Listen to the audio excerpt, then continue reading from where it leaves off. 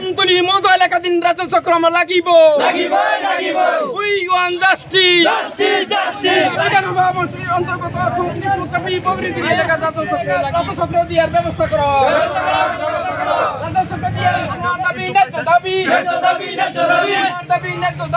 সরকারে যে সমষ্টি পুনর্নির্ধারণ কার্যসূচী লোৱাৰ পিছত নতুনকৈ ২৭ নম্বৰ সমৰীয়া সমষ্টি আমি পাইছোঁ।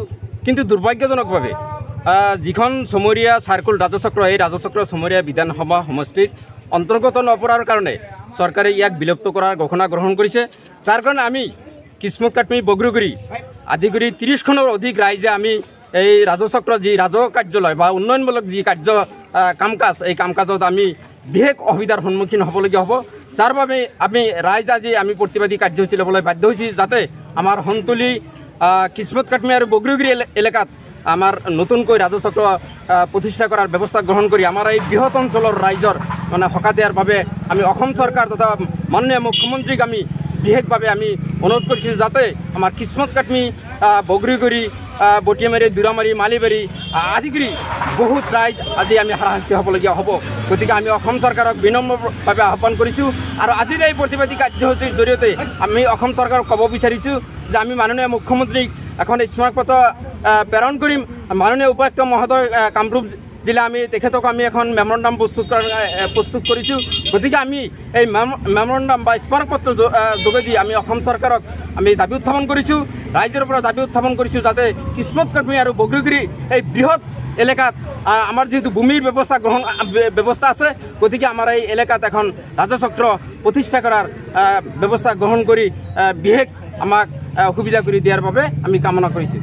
প্ৰতিবাদী কাৰ্যসূচী লৈছোঁ এই কাৰণেই যোৱা যিটো সমষ্টি ডেলিমিটেশ্যন হ'ল গোটেই অসমত, সেই হিচাপে আমাৰ বক সমষ্টি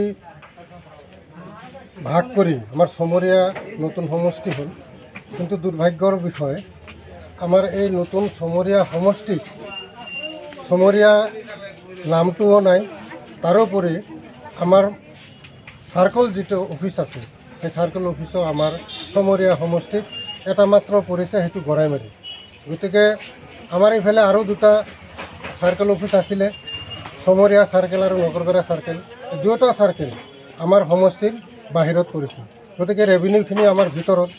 গতিকে আমি আজিৰ প্ৰতিবাদ যোগে আমি এইটোৱে চৰকাৰলৈ আবেদন জনাম যে আমাৰ চমৰীয়া সমষ্টিত আঞ্চলিক ভিত্তিত ৰাইজৰ দাবীত আৰু সকলোৰে সুবিধা হোৱাকৈ আমাৰ বগ্ৰুগুৰি আৰু কিসমত কাটমি জিপিৰ আমাৰ ইয়াতে চৰকাৰী মাটিও আছে, ব্যক্তিগত খণ্ডত মাটিও আছে। গতিকে আমাৰ এইফালে এটা চাৰ্কল অফিচৰ ব্যৱস্থা কৰি দিব লাগে।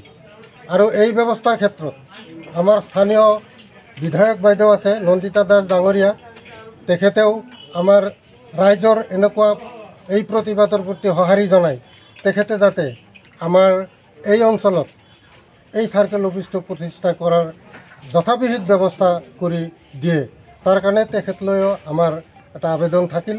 গতিকে এইখিনিয়ে চৰকাৰ আৰু বিধায়ক বাইদেউলৈ আমাৰ আজিৰ প্ৰতিবাদৰ কাৰ্যসূচীৰ যিটো উদ্দেশ্য এইখিনি আমি অৱগত কৰিম।